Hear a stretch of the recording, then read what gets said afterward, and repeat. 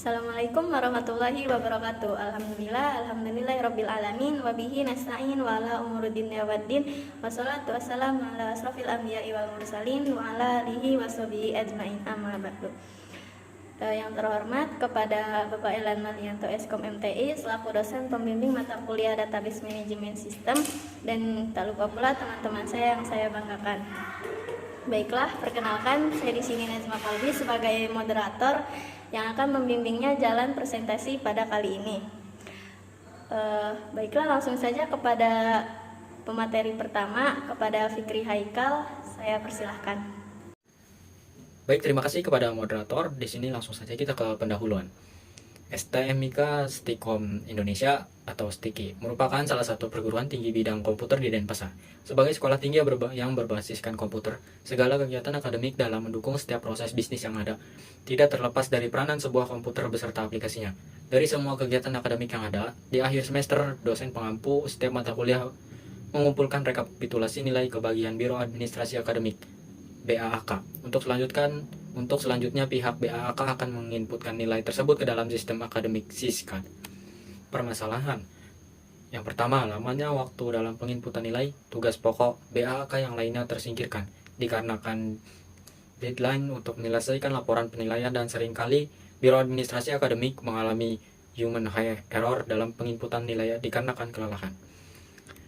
Di sini metode penelitiannya yaitu yang umum digunakan adalah action research, eksperimen, case study, dan survei. Namun dalam penelitian ini yang digunakan penulis adalah penelitian case study, yaitu penelitian yang melibatkan penyelidikan pada situasi tertentu.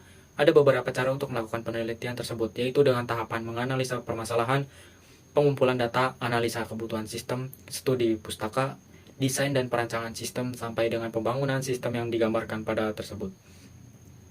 Ada studi pustaka, pengumpulan data, analisa kebutuhan sistem, dan desain dan perancangan sistem. Cara penyelesaian metode penelitian. Studi pustaka dalam penelitian ini beberapa teori penunjang sebagai acuan dalam melakukan perancangan. Teori sebagai bahan referensi tersebut berupa buku, teks, dan jurnal proceeding yang terkait. Referensi berupa buku teks digunakan penulis sebagai dasar yang digunakan dalam perancangan sistem, pembangunan user interface, dan kode program dalam implementasinya, sedangkan jurnal dan proceeding penulis digunakan untuk mempelajari penelitian yang berkaitan dan yang bersifat kebaruan. Semua referensi yang digunakan masih dalam lingkup perancangan sistem informasi. Yang kedua, pengumpulan data. Pengumpulan data dilakukan dengan studi literatur dan observasi pada objek penelitian. A. Observasi. Penulis melakukan pengamatan langsung terkait proses pengelolaan nilai yang dilakukan oleh Biro Administrasi Akademik. Didapat hasil bahwa dalam pengelolaan masih dilakukan dengan beberapa langkah dan dirasa sangat membutuhkan waktu dan research. Dengan proses tersebut dirasa kurang efisien dan kurang efektif. B. Wawancara. Penulis melakukan wawancara dengan staf Biro Administrasi Akademik. Dari wawancara yang dilakukan didapatkan hasil bahwa staf sering kekurangan waktu untuk melakukan penginputan nilai ke sistem dari form fisik yang diberikan masing-masing dosen dikarenakan staf mengerjakan tugas pokok dalam administrasi akademik. C. Dokumentasi. Dalam pengumpulan data menggunakan metode dokumentasi, penulis memperoleh data seperti data form fisik, penilaian, data mahasiswa, data dosen, dan data staf dari Biro Administrasi Akademik. 3. Analisa kebutuhan sistem. Dalam penelitian ini dilakukan analisa sistem dengan menggunakan dua tahap, yaitu tahap analisa sistem yang sedang berjalan dengan menggunakan dokumen flow diagram, dan tahap analisa sistem baru yang dihasilkan dengan menggunakan sistem flow diagram untuk menjawab permasalahan yang ditemukan dalam analisa tahap pertama. A. Analisa tahap pertama. Proses dimulai pencetakan form penilaian ujian akhir semester UAS yang berisikan kolom-kolom nilai yang harus diisikan oleh dosen bersangkutan. Form tersebut dicetak melalui sistem informasi akademik SISKAD yang ada oleh staf Biro Administrasi Akademik. Setiap dosen pengampu kelas akan mendapatkan form penilaian tersebut nantinya untuk diisi rekapitulasi penilaian akhir mahasiswa dan dikumpulkan kembali ke BAAK. Lanjut kepada pemateri kedua, kepada Ferdi Dava, saya persilahkan. Analisa tahap kedua. Dalam analisa tahap pertama ditemukan permasalahan adalah borosnya form penilaian yang dicetak BAAK, penginputan ke sistem akademik yang membutuhkan waktu yang lama, dan juga adanya proses pencatatan secara berulang oleh dosen ke form penilaian fisik yang dilanjutkan penginputan secara sistem oleh BAAK. Dalam analisis kedua, proses dimulai dari dosen login ke sistem penginputan nilai. Selanjutnya, dosen dapat mendownload template form penilaian masing-masing ke kelas yang diampu. Setelah penilaian diisi ke dalam template form penilaian, dosen dapat mengunggahnya kembali melalui sistem dan secara otomatis penilaian dari sistem penginputan nilai tersinkronasi ke Siska.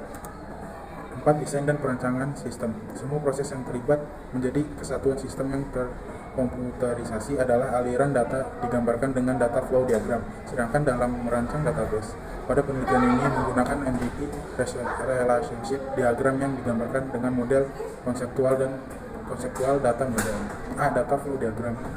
Diagram konteks adalah komponen permodelan fungsional yang berdiri sendiri sebagai alat yang berharga.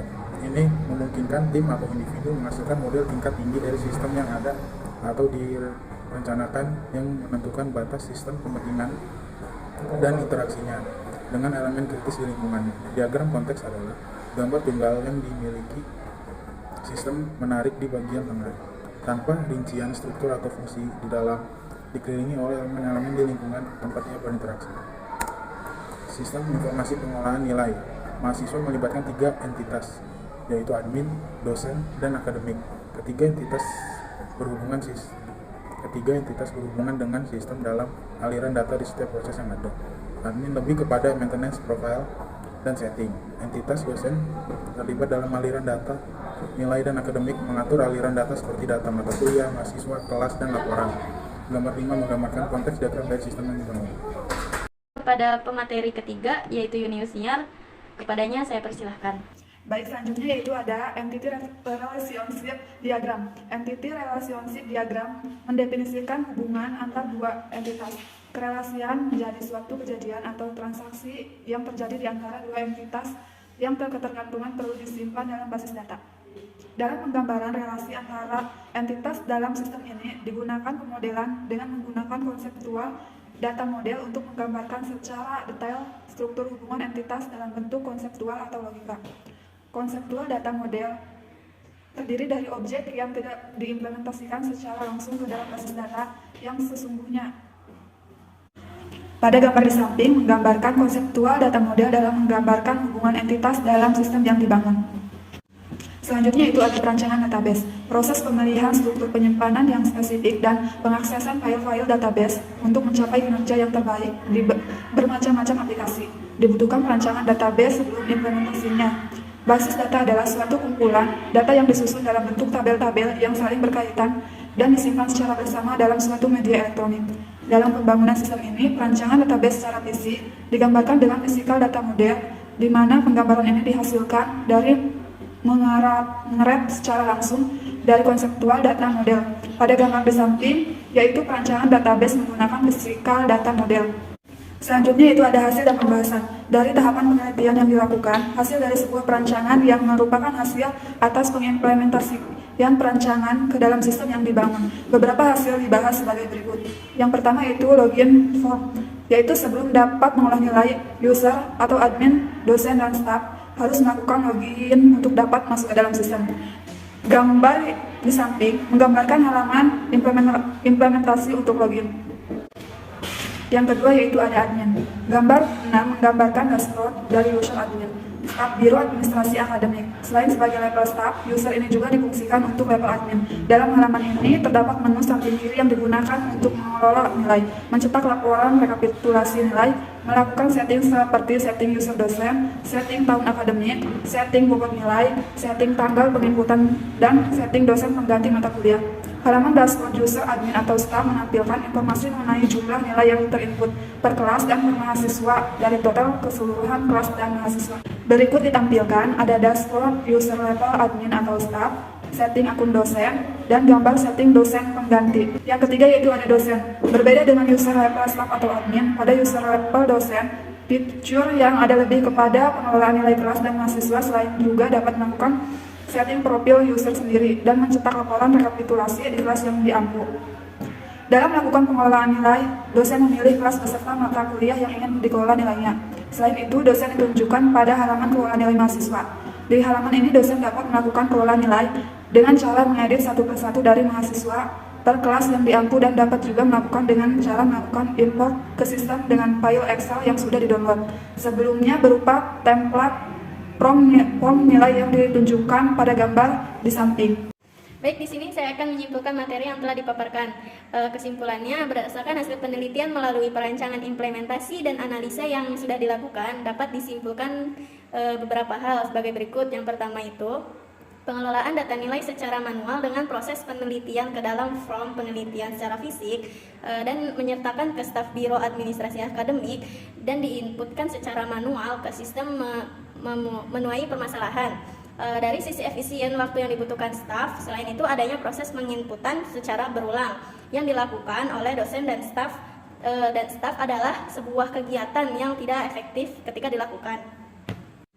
Yang kedua itu pengelolaan nilai dengan sistem dititik beratkan pada efektivitas pengelolaan nilai yang dilakukan oleh dosen ke dalam sistem pengelolaan nilai yang secara langsung tersinkronisasi ke sistem akademik. Hal ini akan mempermudah staf dalam pengelolaan nilai karena langsung dilakukan oleh dosen tanpa harus menuliskan di form penilaian secara fisik yang berdampak pada efisien waktu dan kertas. Selanjutnya yang ketiga itu dalam sistem yang dibangun menyediakan fitur seperti pengaturan sistem, setting pengelolaan nilai, ekspor template form penilaian, import file Excel penilaian secara otomatis. Dosen maupun staf dapat mencetak laporan yang dibutuhkan terkait rekapitulasi nilai mahasiswa. Baik, cukup sekian materi dari kelompok 5 yang telah dipaparkan. Saya sebagai moderator pamit undur diri. Kurang lebihnya mohon maaf. Wassalamualaikum warahmatullahi wabarakatuh.